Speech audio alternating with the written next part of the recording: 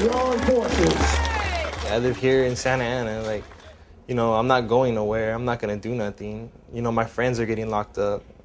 So it's just like, what's the point? I mean, what's the point of staying here? I might as well just leave. And then I talked to a recruiter, and he starts telling me, okay, you could go here, and you could go there, and you could do this and that. So it sounded good. It did. It sounded good. I grew up in a family where my father was drafted during Vietnam, my grandfather was drafted during World War II and spent 3 years in the South Pacific. And they hated the military in large part, but they got a lot out of their experiences. So I felt like I had an obligation to give something back. Because I didn't have to go didn't mean I shouldn't go. I saw a Marine when I was in high school, and I was like, that's it. They're mean, they're tough, they got cool uniforms, and chicks dig them. The killing and the bloody business of the military, they downplay that because parents don't want to hear it and people don't want to think about it. It's just for training purposes only. They know what they're doing. They know where to go. They know what to say. And it's sad because it's just like all these guys thinking, you know, for once in my life, I'm going to leave and I'm not coming back. They go straight to Iraq. While you talk about healthcare and you talk about pay and your benefits and, you know, and all these things that are positives, without a doubt, educational benefits. I mean, all these things, they're great. That's not what your purpose is in the military. I mean, your purpose is to kill. I mean, that is your primary, especially as an infantryman. I mean, make no mistake about it. That's what your purpose is to take life.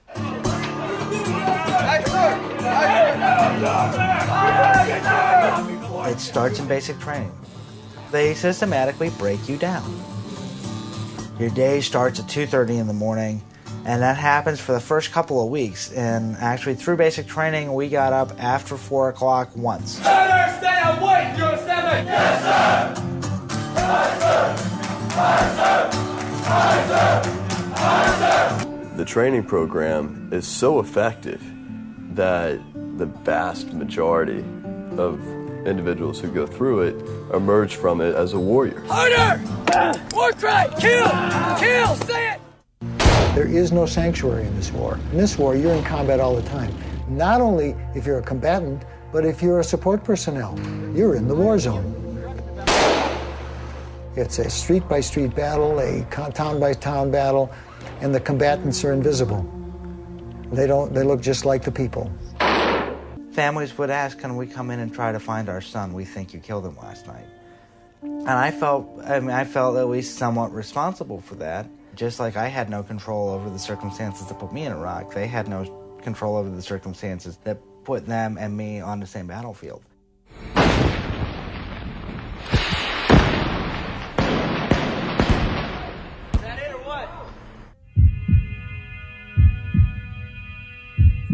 Guns go snap. Money go snap. Life go snap. Lights go snap. Cannons go snap. Mind go snap. Nerves go snap. Necks go snap.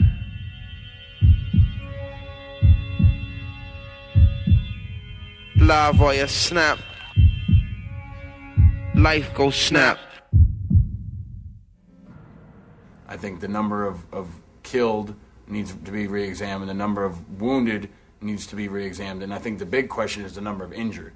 People who don't sustain the injury as a result of enemy contact directly. I think those numbers are much higher than anybody really knows right now. As these vets come back, you're not going to know who they are. They kind of ghost into society. They might be the quiet kid in the back of a college class. They might be, a kid that's cleaning up at McDonald's. It might be, you don't know. You have no idea. It's not like we come back with a sign, that says, hey, vet. There are some guys who just don't want to talk about it. We all become casualties of war. Who we are when we leave is not who we are when and if we're lucky to physically return. Because psychologically, you're completely changed by it. The worst thing is that you don't fit. You don't fit anywhere. there's no place for you to fit in except by yourself. And then, you don't like yourself anymore. I'm not a person that wants to kill myself. But if there's ever a time that I didn't, that I felt that way, it was then. And that's horrible, being out of the military for the first day and you can't go to sleep at night because you hate yourself and you hate what you just did. It's a horrible feeling. While you're in the military, you're taught to know that they're going to take care of you as long as you take care of them. As soon as they get out and they start questioning, well, why is this institution doing these things to me? Why aren't they returning my phone calls? Why aren't they filing my claims? What we are seeing is a Department of Defense that when the soldier comes back, if they have a psychological injury or a combat stress injury from war, they are not diagnosing that illness. What they are doing is calling it a personality disorder or a bipolar disorder or some other kind of disorder that has nothing to do with combat. We put everything that we are and everything we ever will be on the line when our country asks us to do so. And you don't expect you don't expect to be betrayed for that. You expect them to fulfill their commitment to you just like you don't hesitate to fulfill to them. This is my home. I grew up here, and when somebody welcomes me back, it's just like, welcome home, and you're just like, I am home, it's cool. Like, it feels good when somebody says that. I'd rather have somebody say welcome home than thank you. And if Americans actually listened to the veterans that they claim to respect so much, their attitude would change. But the thing is, Americans want to honor the veterans in like a very cursory way, putting a yellow sticker on their car, having a little parade or welcome back. But they don't want to honor the veterans by really like listening to what they have to say.